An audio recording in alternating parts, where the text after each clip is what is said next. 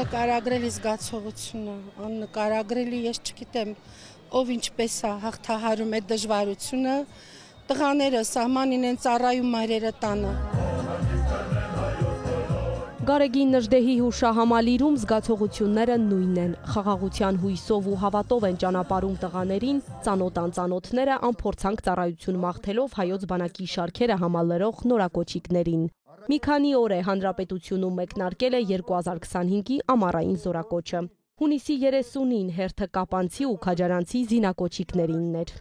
Եկել եմ Գարեգին Նժդեհի հրապարակ, ճանապարհում եմ իմ հարազատ եղբորը ու նաև ոչ միայն իրան, բոլոր զինվորներին,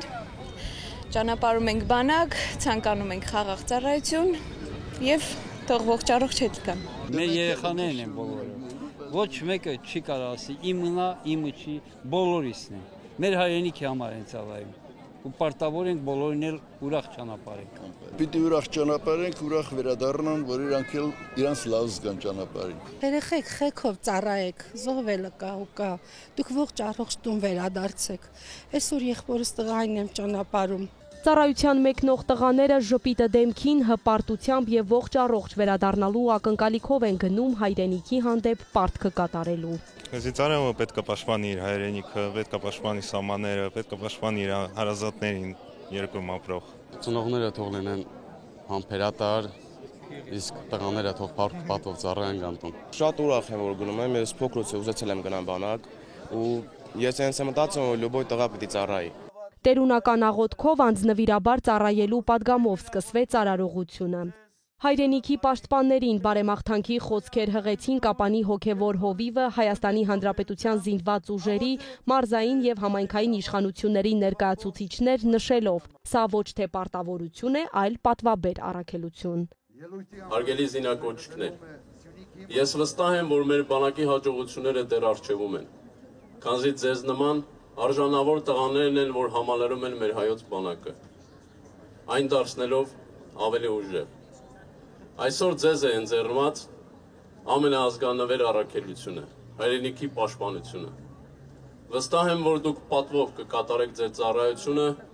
շարունակելով մեր պապերի, մեր հայրերի եւ մեր եղբայրների սուրբ գործը։ Ցանկանում եմ, որ դուք այս 2 տարին Հայաստանի Հանրապետության զինված ուժերում ծառայելուց մտածեք, որ դա ձեր նվերն է Հայաստանի Հանրապետությանը։ Եվ վստահ լինեք, որ այդ ճանապարհին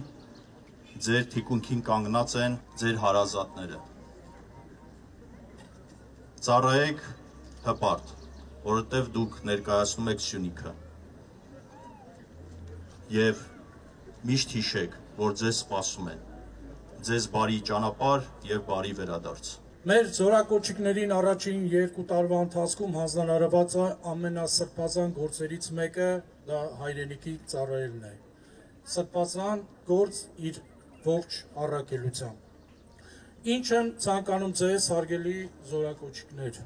ձեզ ցանկանում եմ համարձակություն, տոկունություն, խիզախություն ընդդեմ թշնամու։ Ավանդույթին հետևելով այս անգամ էլ զինակոչիկներին բարձր տրամադրություն հաղորդեցին Կապանի մշակույթի կենտրոնի ստեղծագործական խմբերը։ Որդուն սիրած տղային, հարազատին, թիկունքը պահողին ճանապարհելու եկածները թաքցնում են հուզմունքն ու մաղթում անփորձանք ծառայություն, համարձակություն ու տոկունություն։